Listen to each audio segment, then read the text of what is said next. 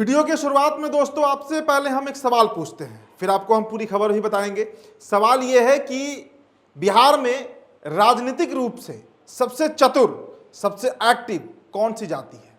इसका जवाब आप सोचिएगा, लेकिन इस पूरे वीडियो को देखने के बाद। चलिए वीडियो की शुरुआत करते हैं। विजय सिन्हा पर हम बात करते हैं। विजय सिन्हा नाराज चल रहे हैं और विजय सिन्हा के चलते उनका जो पूरा समाज है, भूमिहार जाति जो है, वो बिहार में इस वक्त नाराज चल रहा है। किससे नाराजगी? नाराजगी उस पार्टी से जिस पार्टी को सींचने का काम भूमिहार समाज ने किया। कैलाशपति मिश्र से शुरुआत होती है भारतीय जनता पार्टी की। 1980 के 6 अप्रैल को जिस पार्टी का निर्माण हुआ, बिहार में जिस पार्टी को लेकर आगे बढ़ने का काम कैलाशपति मिश्र ने किया, उस पार्टी का आज ये स्थिति है कि उस पार्टी में विधायक तो हैं भूमिहार, ऐसा नहीं है कि नहीं है, लेकिन पद कहाँ है? सरकार में उनकी क्या जो अहम पद होते हैं उसमें कहाँ आपको भूमिहार दिखते हैं? और दोस्तों इसके पीछे जिम्मेदार भी यही भूमिहार समाज है, इसके पीछे जिम्मेदार यही सवर्ण समाज है।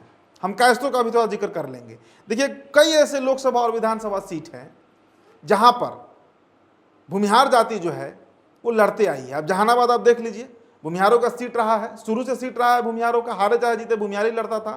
नीतीश कुमार ने वहां किससे लड़ा दिया? एक कहार को लड़ा दिया, सांसद भी बन गए चंद्रेश्वर चंद्रवंशी, वो सीट हाथ से चला गया। आप कई उदाहरण हैं, इस तरह के कई उदाहरण पड़े हुए। आप कायस्थों की ही बात कर लीजिए। आज़ादी के बाद जहां पटना जब ज्वाइंट बिहार हुआ करता था, बिहार झारखंड, तो 5 से 7 सांसद जो हैं वो कैस्ट समाज से जीतते थे। उसको कम करते करते करते आज एक सीट पर ला दिया गया, पटना साहिब। और वहां भी अब चर्चा है कि 2029 में कोई बनिया, कोई वैश्य समाज का नेता जो है वो चुनाव लड़ सकता है। और वही उलट आप चले जाइए यादवों पर, कुशवाहा जाति को आप देख लीजिए। देखिए दोस्तों, मैं बहुत छोटा छोटा उदाहरण देकर आपको बता रहा हूं। आप यादवों पर चले आइए। नित्यानंद राय चुनाव लड़ते हैं कहां से? उजियारपुर से, जीत जाते हैं। उनके खिलाफ कौन लड़ता है? आलोक मेहता लड़ते हैं। आपको क्या लगता है कि अगर यादव जाति पूर्णतः आरजेडी को वोट करे तो क्या नित्यानंद राय जीत पाएंगे? सवाल ही नहीं उठता है। मतलब यादव वहां पर वोट कर देता है नित्यानंद राय को। आप पटना पाटलिपुत्र देख लीजिए, रामकृपाल यादव जीतते, मीसा भारती जीती, यादव ही जीतते हैं। कारण क्या है कि वहां के यादव जो है वो चूज करके वोट करते हैं कि वोट किसे करना है।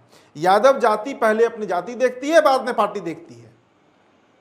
लेकिन जो सवर्ण समाज है, अब कायस्थों का ही जिक्र तो आप देख लीजिए, गया सीट प्रेम कुमार 8 बार के विधायक हैं, जबकि उस एक विधानसभा सीट से 75,000 अम्बस्ट कायस्थ का वोट है। आप मोतिहारी देखिए, 50,000 कायस्थ वोट है, जीतते हैं वहां से प्रमोद कुमार, वैश्य समाज से आते हैं। ऐसे अनगिनत उदाहरण पड़े हुए हैं। भूमिहारों का कई गो सीट है जहां से भूमिहार बहुल इलाका है, लेकिन वहां से अब मुजफ्फरपुर देख लीजिए, भूमिहारों का सीट रहा है, एलपी शाही का सीट रहा है। आज वहां से कैप्टन निषाद, राजभूषण चौधरी, मतलब सहनी समाज के लोग जीतते आ रहे हैं। तो भारतीय जनता पार्टी, और कुशवाहा का भी उदाहरण यहां पर दे देता हूं मैं। कुशवाहा जाति के साथ थोड़ा सा मजाक दोस्तों भारतीय जनता पार्टी ने 2024 के लोकसभा चुनाव में कर दिया। उपेंद्र कुशवाहा के खिलाफ अघोषित रूप से पवन सिंह जो है वो चुनाव लड़ने उतर गए। शाहबाद की 5 सीटें और औरंगाबाद को जोड़ के 5 सीटें जो है वो एनडीए हार गई। आरा हार गई, ससाराम हार गई, बक्सर हार गई, औरंगाबाद हार गई, सभी सीटें काराकाट हार गई, पाटलिपुत्र भी हार गई। कुशवाहा ने एक बार झटका दिया, भारतीय जनता पार्टी ने तुरंत कुशवाहा को सीएम बना दिया।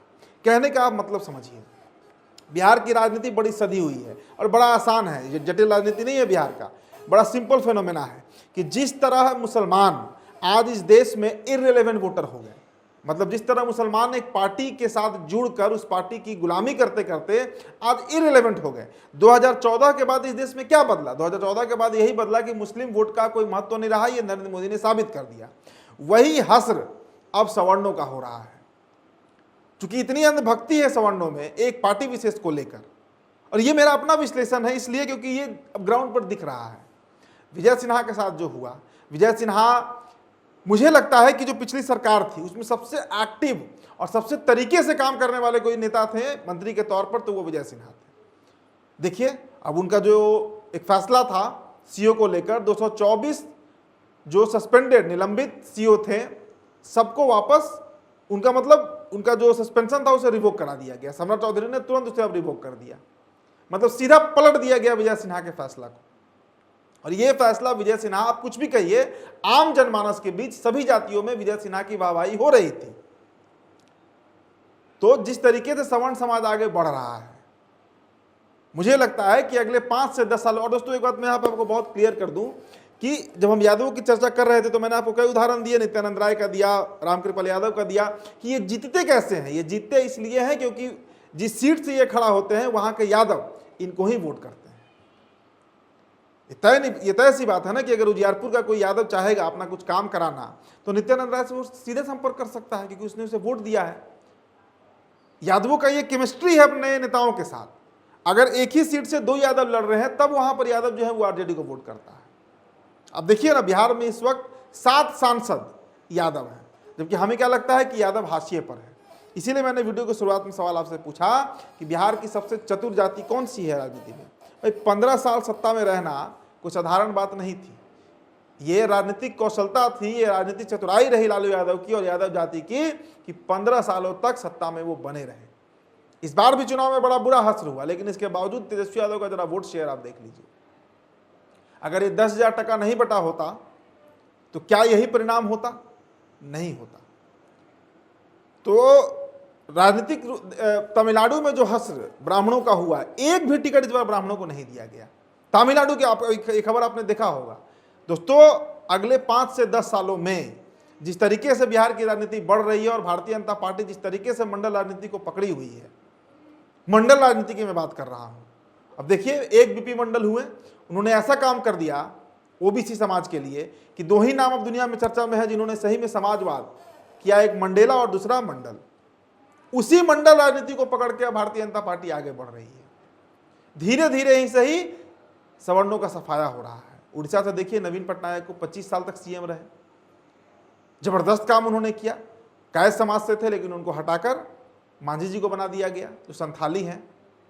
बंगाल में भी यही होने वाला है। अगर भारतीय जनता पार्टी बंगाल जीतती है तो वहां भी कोई मंडल का ही व्यक्ति मुख्यमंत्री बनेगा। ये बात आप नोट कर लीजिए। तो बिहार में इस वक्त सवर्णों के अंदर एक उबाल है, एक गुस्सा है विजय सिन्हा को लेकर।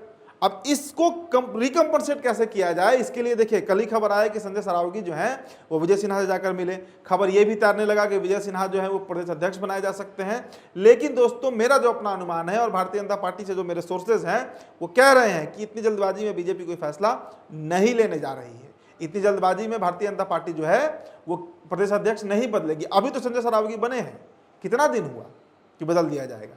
और डिप्टी सीएम का तो अब पोस्ट खाली है नहीं।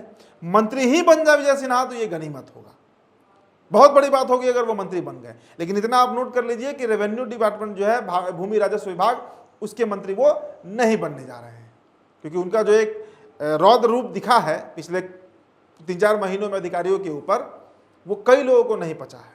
वो सरकार को ही नहीं पचा, वो नीतीश कुमार को भी शायद नहीं पचा होगा, सम्राट को भी नहीं पचा होगा। तो इस वक्त बिहार उस मुकाम पर खड़ा है जहां सवर्ण एक विकल्प की तलाश में है, क्योंकि उन्हें यह बात समझ में आ चुका है। यही बिहार है ना जहां पे भूमिहार समाज में कई बड़े बड़े दिग्गज हुए, रघुनाथ पांडे हुए, मतलब एक से एलपी शाही हुए, राजो सिंह हुए, और 2004-5 तक ये लोग थे। लेकिन जैसे ही नीतीश कुमार का उदय हुआ, भारतीय जनता पार्टी का उदय हुआ, सारे के सारे टॉप लीडरशिप खत्म हो गया। बचा कौन? यही विवेक ठाकुर नवादा से जीते, गिरिराज सिंह जो बेगूसराय से जीते, 3 ही सांसद हैं भूमिहार समाज के। तो ये बात आप नोट कर लीजिए कि आज भारतीय जनता पार्टी पूर्णतः मंडल की राजनीति कर रही है, और अब इसी पर वो आगे भी बढ़ेगी, क्योंकि उसे पता है कि मंडल की राजनीति में एक बहुत बड़ा वोट बैंक है जिसे वो साध पाएगी, और जो क्षेत्रीय दल हैं, जो अलग अलग जातियों का समूह बनाकर राजनीति कर रहे हैं, उसे खत्म भी किया जा सकता है। तो इंतजार कीजिए विजय सिन्हा को क्या पद मिलता है, नहीं मिलता है। लेकिन मेरा अपना अनुमान है कि वो मंत्री ही बन जाए, कुछ छोटे मोटे विभाग के, तो भी गनीमत समझिएगा। फिलहाल दोस्तों, इस रिपोर्ट में इतना ही। मेरा नाम उदित तारन है, न्यूज़ 11 बिहार के प्लेटफॉर्म पे वीडियो आप देख रहे थे। बहुत बहुत शुक्रिया।